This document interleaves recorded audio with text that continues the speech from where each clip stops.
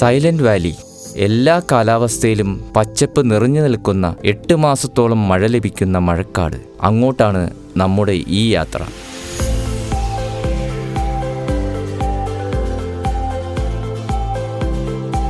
പാലക്കാട് ജില്ലയുടെ വടക്ക് കിഴക്ക് മൂലയിലാണ് സൈലന്റ് വാലി ദേശീയോദ്യാനം. ഗ്രാമീണ സൗന്ദര്യം നിറഞ്ഞ ആനക്കട്ടിയിൽ നിന്നുമാണ് ഞങ്ങൾ സൈലന്റ് വാലിയിലേക്ക് വരുന്നത്. വലിയ തിരക്കൊന്നും ഇല്ലാത്ത റോഡാണ്. തനി നാടൻ പാലക്കാടൻ റോഡ് യാത്ര. റോഡിൻ്റെ ഇരുവശത്തും പാലക്കാടൻ ഗ്രാമങ്ങളുടെ തനിമ കാണാം. നഗരത്തിലെ തിരക്കിൽ നിന്നും വരുന്നവർക്ക് പാലക്കാട് മറ്റൊരു ലോകമാണ്. അവർക്ക് കൂടുതൽ നന്നായി ഈ യാത്ര ആസ്വദിക്കാൻ സാധിക്കും. അട്ടപ്പാടിയിലേക്കുള്ള KSRTC റൂട്ടാണിത്.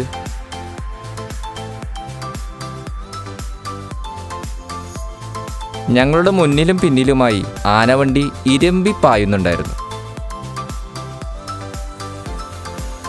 അങ്ങനെ ഞങ്ങൾ സൈലന്റ് വാലി നാഷണൽ പാർക്ക് കോമ്പൗണ്ടിലെത്തി. ഉച്ചയ്ക്ക് 1 മണിയോടെയാണ് ഞങ്ങൾ എത്തിയത്. ഇതാ വനശ്രീ എക്കോ ഷോപ്പ്. വനത്തിലെ റോ ആയിട്ടുള്ള തേൻ പോലെയുള്ള പ്രൊഡക്ട്സ് ഇവിടെ ലഭ്യമാണ്. ഞങ്ങൾ ഇവിടെ എത്തിയതിന് ശേഷമാണ് ട്രെക്കിങ്ങിനായുള്ള ജീപ്പ് ബുക്ക് ചെയ്യുന്നത്. അതുകൊണ്ട് തന്നെ 1 മണിക്കൂറോളം വെയിറ്റ് ചെയ്യേണ്ടി വന്നു. ഇവിടെ ലഘുഭക്ഷണങ്ങളും ചായയും മറ്റും കിട്ടുന്ന കടയുണ്ട് കേട്ടോ. ഇതാണ് ഇൻഫർമേഷൻ സെൻറ്റർ. നമ്മളുടെ ഉള്ളിലേക്കുള്ള യാത്ര സംബന്ധിച്ചുള്ള സംശയങ്ങൾ ഇവിടെ ചോദിക്കാവുന്നതാണ്. ഇതാ ഈ ബോർഡ് വായിക്കാം. വനയാത്രകളുടെ ലക്ഷ്യം വന്യമൃഗങ്ങളെ കാണൽ അല്ല, മറിച്ച് പ്രകൃതിയുടെ നൈസർഗിക ഭാവത്തെ കണ്ടെത്തലാണ്. അതുകൊണ്ട് തന്നെ ആനിമൽ സൈറ്റിംഗ് ആണ് നിങ്ങളുടെ പ്രധാന ഉദ്ദേശമെങ്കിൽ അതിന് പറ്റിയ ഇടമല്ല സൈലന്റ് വാലി, മറിച്ച് നിബിഡ വനത്തിൻ്റെ അന്തർലീനമായ സൗന്ദര്യം കണ്ടറിഞ്ഞ് യാത്ര ചെയ്യാൻ ആഗ്രഹിക്കുന്നവർക്ക് ഇവിടെ തീർച്ചയായും തിരഞ്ഞെടുക്കാം.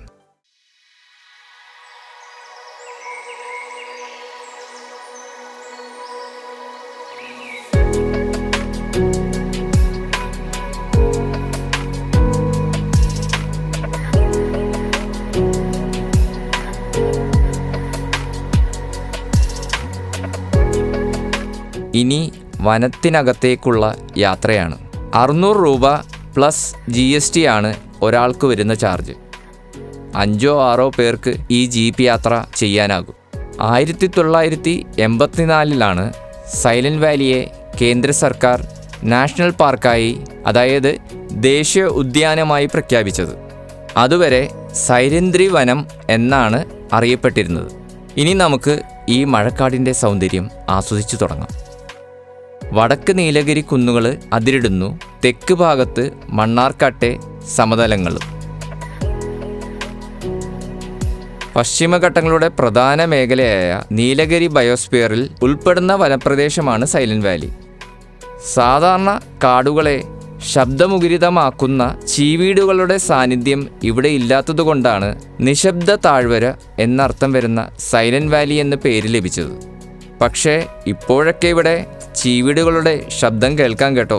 കാലാവസ്ഥ വ്യതിയാനമാണ് അതിന് കാരണം. നമ്മൾ ഈ യാത്ര ചെയ്യുന്ന വഴിക്കും ഒരു പ്രത്യേകതയുണ്ട് കേട്ടോ. നമ്മൾ ഇപ്പോൾ കാടിൻ്റെ ബഫർ സോണിലൂടെയാണ് കടന്നു പോകുന്നത്. കോർ വനത്തെ സംരക്ഷിക്കാനാണ് ഈ ബഫർ സോൺ. ഈ സോണിൽ പ്ലാന്റേഷൻ അനുവദനീയമല്ല. അതായത് മരങ്ങൾ വെട്ടിമാറ്റാനോ നമ്മൾക്ക് ഇഷ്ടമുള്ള മരങ്ങൾ വെച്ചു പിടിപ്പിക്കാനോ സാധ്യമല്ല. കോർ വനത്തിൽ സഞ്ചാരികൾക്ക് പ്രവേശനമില്ല. അത് ഏകദേശം 2 കിലോമീറ്റർ ഉണ്ടെന്ന് ഗൈഡ് നമ്മളോട് പറഞ്ഞു.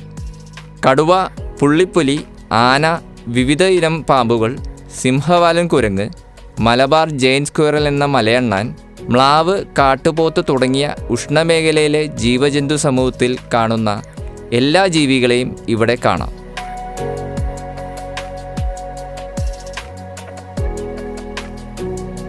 ഇനി യാത്രയിലേക്ക് തിരിച്ചു വരാം. ഇടയ്ക്കിടയ്ക്ക് ഇതുപോലെയുള്ള ജംഗ്ഷൻസ് ഉണ്ട്. ഇവിടെയൊക്കെ നമുക്ക് ഇറങ്ങി നടക്കാൻ സാധിക്കും.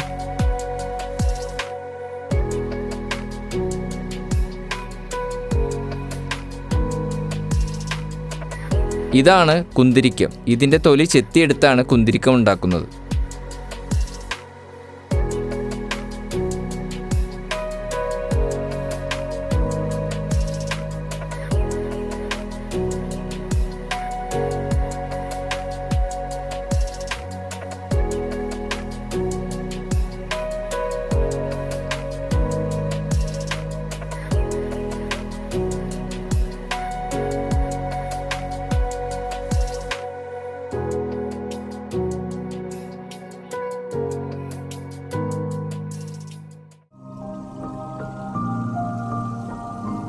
മലമുകളിൽ നിന്നും ചെറിയ അരുവിയായി വെള്ളം ഒഴുകി വരുന്നത് കാണാം.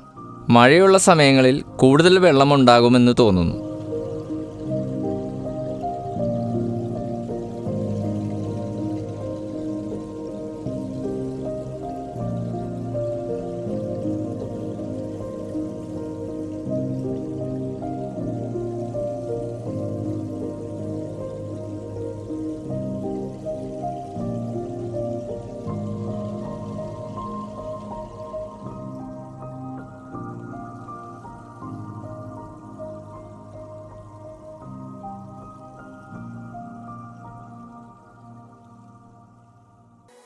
കുറച്ചുകൂടെ കാടിൻ്റെ ഉള്ളിലേക്ക് പോകുമ്പോൾ ഉള്ള കവാടമാണിത്. കുറേയേറെ കാലം പഴക്കമുണ്ട് ഇതിന്. ഇൻഡോ ഓസ്ട്രേലിയൻ ഭൂഖണ്ഡത്തിൻ്റെ കാലം തൊട്ടേയുള്ള വനപ്രദേശമാണ് സൈലന്റ് വാലി എന്ന് ഭൂമിശാസ്ത്രജ്ഞന്മാരുടെ അഭിപ്രായം. സൈലന്റ് വാലിയുടെ ജൈവ വൈവിധ്യത്തിന് മുഖ്യ കാരണം ഈ 70 ലക്ഷം വർഷങ്ങളുടെ പഴക്കമായിരിക്കാമെന്നാണ് പൊതുവെയുള്ള അനുമാനം.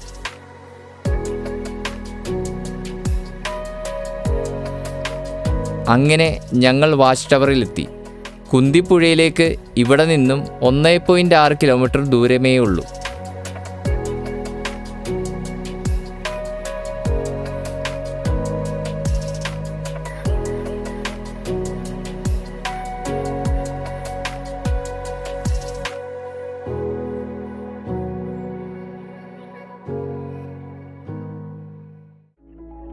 ഒരേ സമയം 12 പേരിൽ കൂടുതൽ കയറാൻ പാടില്ല എന്ന ബോർഡും ഉണ്ട്.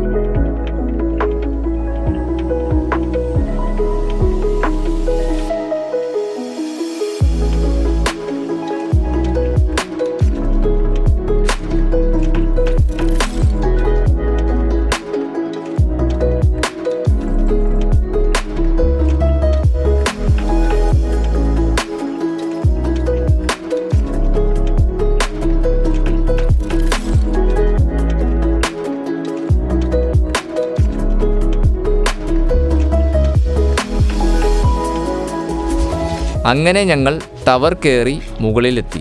വല്ലാത്തൊരു സന്തോഷമായിരുന്നു ടവറിൻ്റെ മുകളിൽ നിന്നുള്ള കാഴ്ച കണ്ടപ്പോൾ. നീണ്ടു നിവർന്നു കിടക്കുന്ന അതിസുന്ദരമായ സൈലന്റ് വാലിയെ അവിടെ നിന്ന് കാണാൻ സാധിച്ചു. മേലാകെ പച്ച പുതച്ച ഈ മഴക്കാടിൻ്റെ വശ്യത കണ്ടറിയേണ്ടത് തന്നെയാണ്. സൈലന്റ് വാലി യാത്രയുടെ ഒരു ഹൈലൈറ്റാണ് ഈ കാഴ്ചകൾ. അങ്ങനെ ടവറിൽ നിന്നും താഴേക്കിറങ്ങി കുന്തിപ്പുഴയിലേക്ക് നടന്നു തുടങ്ങി.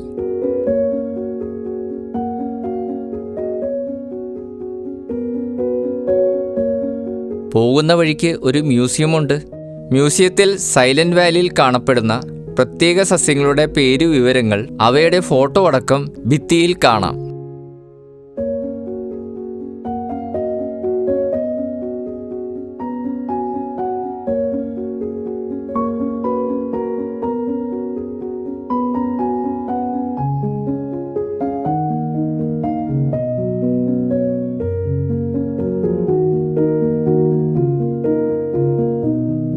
മ്യൂസിയത്തിൻ്റെ അകത്ത് ഞങ്ങൾ കയറിയെങ്കിലും ആ സമയത്ത് കറണ്ട് ഇല്ലാത്തതിനാൽ ക്യാമറയിലൊന്നും വ്യക്തമായി എടുക്കുവാൻ ഞങ്ങൾക്ക് സാധിച്ചില്ല. എങ്കിലും പുതിയ കുറേ കാര്യങ്ങൾ കാടിനെപ്പറ്റിയും സൈലന്റ് വാലിയെപ്പറ്റിയും അറിയാൻ കഴിഞ്ഞു. പിന്നീട് അങ്ങോട്ട് കുറച്ച് നടക്കാനുള്ള വഴിയായിരുന്നു.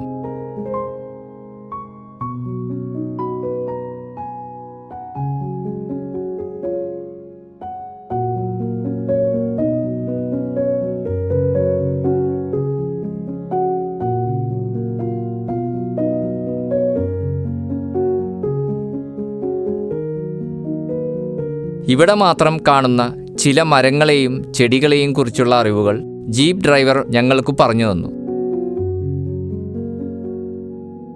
ആഞ്ഞിലിച്ചക്ക പോലെ ഇരിക്കുന്നുണ്ടെങ്കിലും ഇതിന് നല്ല കട്ടിയാണ്.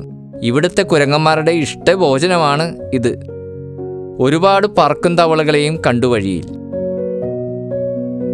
അത്രയ്ക്കങ്ങോട്ട് ഉൾക്കാടായില്ലെങ്കിലും ഈ വഴിയിലൂടെ നടക്കുമ്പോൾ അതൊരു വേറിട്ട അനുഭവം ആയിരുന്നു.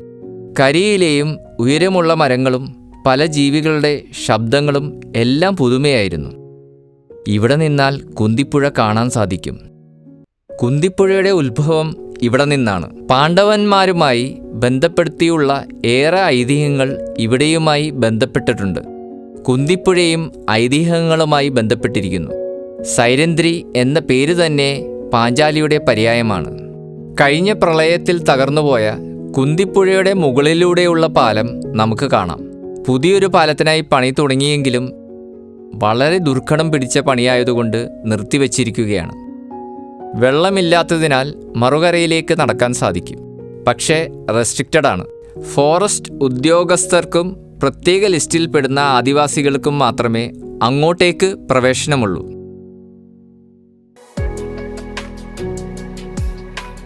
ഇനി ഞങ്ങൾക്ക് തിരിച്ചുള്ള യാത്രയാണ്. അങ്ങനെ തിരികെ മടങ്ങുന്നേരം മറ്റൊരു കാഴ്ച കൂടി ഞങ്ങളുടെ മുന്നിലെത്തി. ഒരു കാട്ടുപോത്ത്.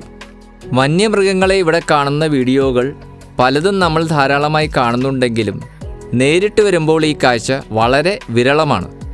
രാവിലെ ആദ്യത്തെ ട്രിപ്പിന് പോകുമ്പോൾ ആനകൾ ഉണ്ടാകാറുണ്ടെന്ന് ഡ്രൈവറും ഗൈഡുമായ ചേട്ടൻ പറഞ്ഞു. തിരികെ മടങ്ങുമ്പോൾ ഉണ്ടായ ചെറിയ മഴ ഞങ്ങളുടെ ഈ യാത്രയെ പൂർണ്ണമാക്കി എന്ന് പറയാം. ഉച്ച കഴിഞ്ഞതിനാൽ കാട് കുറച്ചുകൂടി ഇരുണ്ടതായി അനുഭവപ്പെട്ടു. അങ്ങനെ സന്ദർശകർക്ക് ജൈവസമ്പത്തിൻ്റെയും അചുംബിതമായ ജൈവ പ്രകൃതിയുടെയും പ്രാധാന്യം മനസ്സിലാക്കി കൊടുക്കുന്ന സൈലന്റ് വാലി എന്ന പാഠശാലയിൽ നിന്നും ഞങ്ങൾ യാത്ര തിരിച്ചു.